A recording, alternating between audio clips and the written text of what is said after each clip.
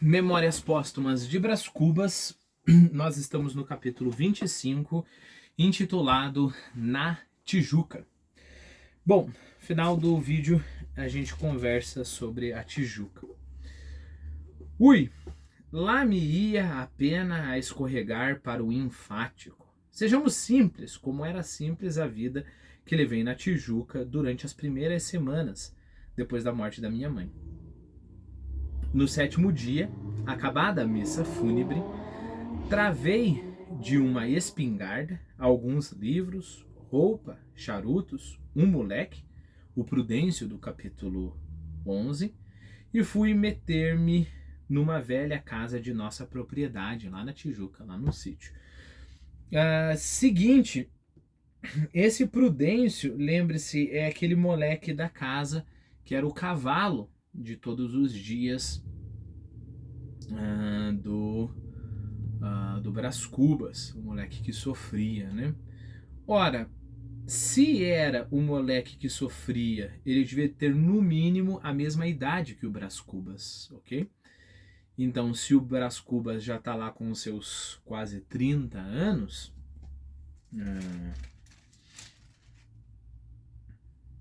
seus quase 30, 23, 30, então esse moleque, na verdade, também já é um homem crescido, né? Então ele levou o Prudêncio do capítulo 11 e fui meter-me numa casa velha de nossa propriedade. Meu pai forcejou por me torcer a resolução, mas eu é que não podia nem queria obedecê-lo. Sabina desejava que eu fosse morar com ela algum tempo, 2 semanas ao menos. Meu cunhado esteve a ponto de me levar à fina força. Era um bom rapaz esse Cotrim.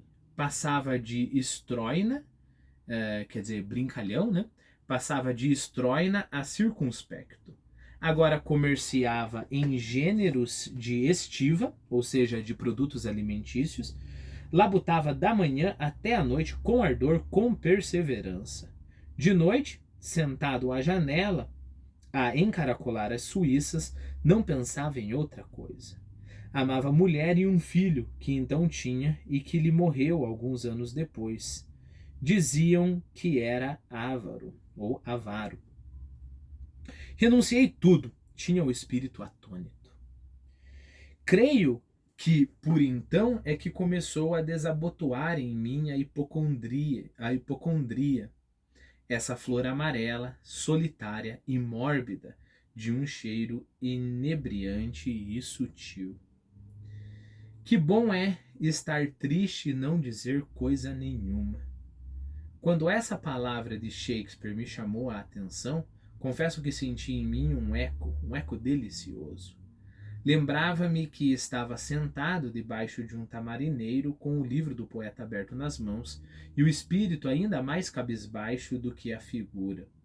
Ou jururu, como dizemos das galinhas tristes. Jururu pode ser melancólico. Apertava ao peito a minha dor taciturna com uma sensação única, uma coisa que poderia chamar volúpia do aborrecimento. Volúpia do aborrecimento. Decora esta expressão, leitor.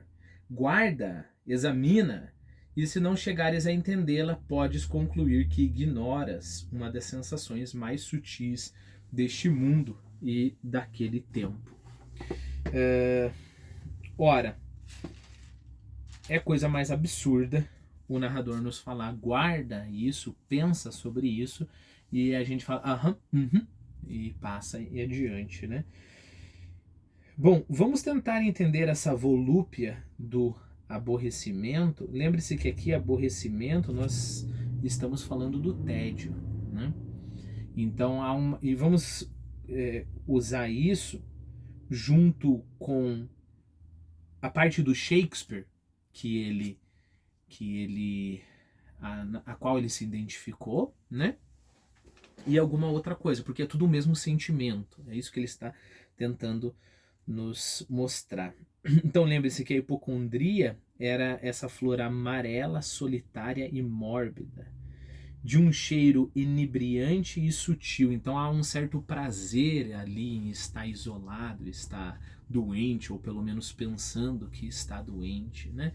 Mas esse prazer não é um prazer lascivo, ok? Não é um prazer lascivo. Ele é um prazer não é um prazer que dói, não é? Se fosse um ato sexual, não é aquele prazer que pega e aperta, é aquele prazer que se entrega, é aquele prazer que se deixa levar, é aquele prazer assim do ópio, sabe? É aquela lassidão, aquela moleza que dói ao mesmo tempo que não dói, ao mesmo tempo nada me importa, mas é uma dor constante, né? É um tédio profundo que chega a doer. E sei lá, eu não sei se você já teve essas experiências, mas eu lembro de quando eu era moleque, algumas tardes eu tinha totalmente livres, eu não tinha nada para fazer da minha vida. E aí eu ficava lá no sofá assistindo programa depois de programa, e aquilo eu sabia que era um tipo de dor, mas era uma dor que eu continuava, né? Aquilo ali para mim se aproximou muito ao tédio e era o começo disso. Depois eu tive essa experiência mais de um modo mais forte quando já crescido com os meus 20 e tantos anos, eu queria ser um grande intelectual, né? E grande intelectual para mim naquele tempo não era se preparar. Por exemplo, eu nunca faria isso que eu estou fazendo aqui com você, né? Que é, por exemplo, ler um capítulo, reler esse capítulo, procurar palavras, procurar o que significa historicamente. Não, não, não, não, não. Eu era escolhido para ser um dos grandes, né? Eu seria um grande escritor, um grande poeta, e eu não ia perder o meu tempo fazendo essas coisinhas, essas coisinhas de mundanas aí que qualquer moleque de escola pode fazer, né? Bom, você pode estar se perguntando, mas aonde que entra essa volúpia do aborrecimento? Entra que eu não me rebaixava para fazer atividades pequenas, como por exemplo ler, reler os livros, né? Era baixo demais para mim. Só que eu não tinha talento e nem genialidade e nem entendimento para fazer as coisas grandes. E aí o que eu fazia?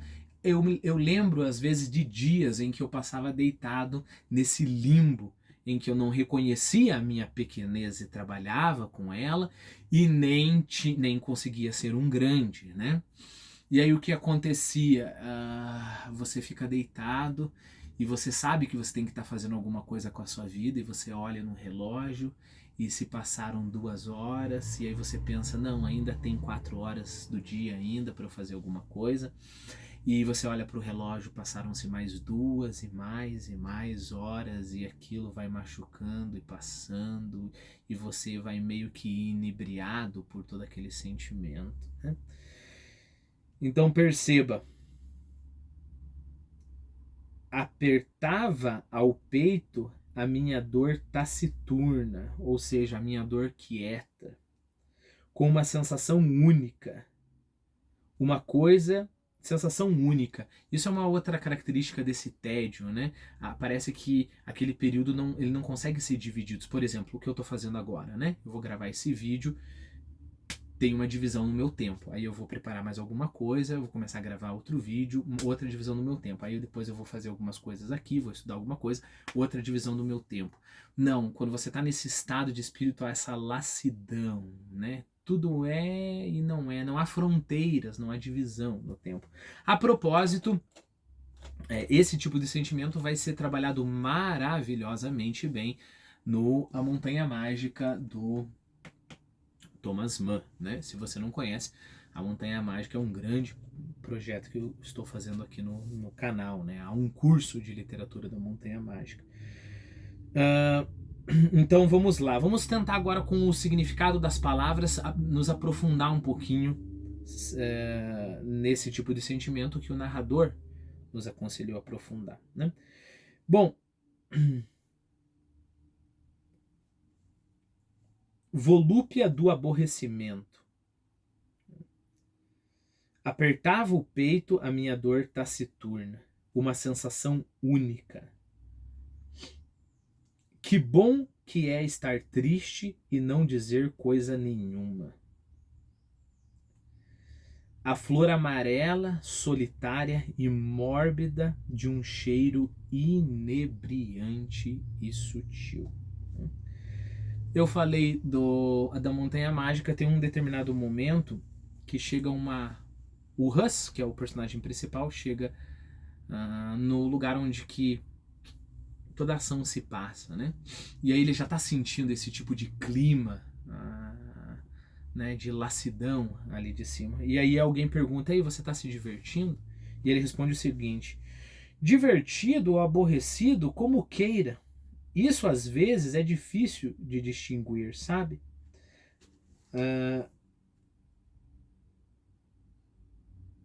Bom, eu fiz uma nota, mas eu não entendi aqui.